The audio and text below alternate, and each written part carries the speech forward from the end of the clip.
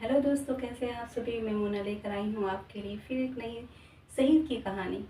हाँ जी, अगर शहीदों का जिक्र हो और अशफाकुल्लाह खां का जिक्र ना हो तो ये तो उनके साथ बड़ी नाइंसाफ़ी हुई। तो इसलिए आज हम बात करने वाले हैं अशफाकुल्लाह खां की। वैसे तो देश की आज़ादी में हर किसी ने अपना अपना योगदान दिया। किसी ने कलम उठाया, किसी ने तलवार, किसी ने अहिंसा की भावना अपनाई, किसी ने हिंसा। लेकिन हर किसी की अपनी अपनी एक योगदान रहा देश की आज़ादी में। उस योगदान को हम भूलना नहीं चाहिए। फ़िलहाल तो आज हमारे देश में जो हालात बन रहे हैं उनको दूर करने के लिए यही एक ज़रिया है कि हम उस आज़ादी को याद करें, उस हालात को याद करें जब देश के सभी लोगों ने बढ़ चढ़ के हिस्सा लिया था। हाँ, उस वक्त भी यही हुआ था कि हमारे देश में बहुत से ऐसे लोग थे जो अंग्रेज़ों के गुलाम थे, जो अंग्रेज़ों के कहने पे हमारे देशवासियों को मार दिया करते थे, उन्हें शहीद कर दिया करते थे।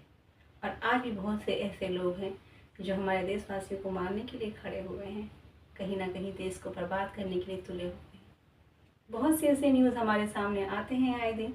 फ़िलहाल इस बारे में जिक्र करने से अच्छा है कि आप खुद इस बात पर ध्यान दीजिए कि हमारा देश अपना है। अगर देश में कुछ भी कमियां आती हैं, कुछ भी खराबियां आती हैं तो नुकसान तो हमारा ही है। तो इसलिए ऐसा ना करें और सुनते रहें मेरे साथ देशभक्ति की नई कहानी, एक नए शहीद की, अशफाकुल्लाह खां की। चलिए सुनते हैं। बचपन से ही अशफाकुल्लाह खां को कविता और शायरी से प्रेम था। घर परिवार और दोस्तों के बीच वो अक्सर शेर और नज्म सुनाया करते थे। उनकी हर कविता और शेर देशभक्ति और देश प्रेम पर आधारित है। कविता में वो अपना उपनाम हसरत लिखा करते थे। उर्दू के अलावा वे हिंदी और अंग्रेजी में आलेख और कविताएं लिखा करते थे। उनकी लिखी हुई कविताएं अदालत जाते समय अक्सर काकोरी कांड के क्रांतिकारी गाया करते थे। देश के शहीदों को समर्पित करते हुए अशफाक ने लिखा कि बुज़दिलों को सदा मौत से डरते देखा, गो कि 100 बार रोज ही उन्हें मरते देखा, मौत से वीर को हमने नहीं डरते देखा, तख्ताए मौत पे भी खेल ही करते देखा। गुलामी के विरोध में एक मशहूर नज्म लिखी जो आज भी वतन पर मर मिटने का जोश और जज्बा पैदा करता है। कस ली है कमर अब तो कुछ करके दिखाएंगे, आजाद ही हो लेंगे या सर ही कटा लेंगे। हटने के नहीं पीछे डर कर कभी जुल्मों से, तुम हाथ उठाओगे हम पैर बढ़ा देंगे। दिलवाओ हमें फांसी ऐलान से कहते हैं, खून से ही हम शहीदों के फौज बना देंगे। मौत एक बार जब आना है तो डरना क्या है, हम इसे खेल ही समझा कि ये मरना क्या है। वतन हमारा रहे शाद काम और आबाद, हमारा क्या है अगर हम रहे न रहे। अशफाक का बलिदान देश कभी नहीं भूलेगा।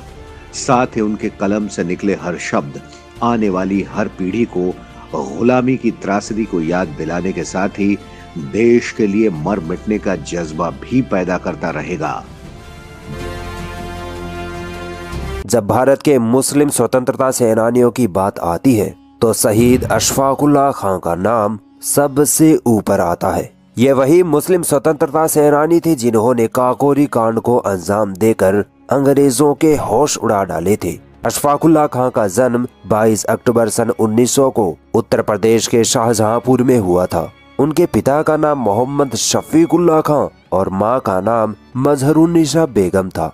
अशफाकुल्लाह खां का पूरा नाम अशफाक उल्लाह खां वारसी हसरत था। भारत की आजादी में योगदान रहा है कि आज भी बच्चा बच्चा इनके नाम से वाकिफ है। अशफाकुल्लाह खां को सबसे ज्यादा काकोरी कांड के लिए जाना जाता है और इसी काकोरी कांड की वजह से उनको फांसी हुई थी। अशफाकुल्लाह खां उर्दू शेर व शायरी के गजब के शायर थे। इसके साथ साथ हिंदी अंग्रेजी में लेख व कविताएं भी लिखा करते थे। बहुत ही जल्द टूटेंगी गुलामी की ये जंजीरें, किसी दिन देखना आजाद ये हिंदुस्तान होगा। अशफाकुल्लाह अपने भाई बहनों में सबसे छोटे थे। सब उन्हें प्यार से अच्छू कहते थे। बचपन से ही उन्होंने अंग्रेजों की जुल्म ज्यादती को देखा था, इसीलिए अशफाकुल्लाह खां अंग्रेजों से सख्त नफरत किया करते थे। 1920 में राम प्रसाद बिस्मिल जेल से रिहा होकर शाहजहांपुर आए और अपने घरेलू कारोबार में लग गए। बिस्मिल ने अशफाक को आर्य समाज मंदिर में आकर अलग से मिलने को कहा।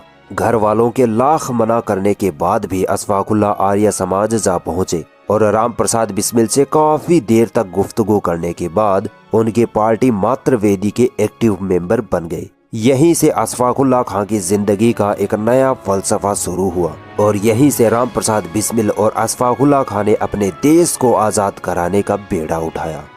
अशफाकुल्लाह खां बहुत समझदार और अक्ल वाले क्रांतिकारी थे। उन्होंने राम प्रसाद बिस्मिल को ये सलाह दी थी कि अगर देश को आजाद कराना है तो क्रांतिकारी गतिविधियों के साथ साथ हमें कांग्रेस पार्टी में भी अपनी पेठ बनाकर रखनी होगी ताकि हमारे पास पावर आ सके और हम इस पावर का इस्तेमाल करके इस अंग्रेजी शासन को उखाड़ फेंक सके।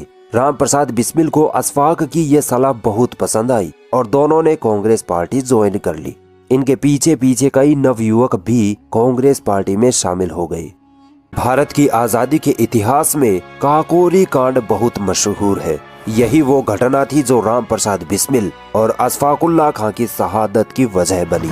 आयरलैंड के क्रांतिकारियों ने अपने देश को आजाद कराने के लिए अमीर लोगों के घरों में डकैती डालकर पैसा इकट्ठा करने का प्लान बनाया था और इसी योजना की तर्ज पर अशफाकुल्लाह और राम प्रसाद बिस्मिल ने भारत के उन अमीरों के घर डकैती करने का प्लान बनाया जिनको देश से कोई मतलब न था, बस अपनी शान और शौकत में डूबे रहते और अंग्रेजों के तलवे चाटते रहते।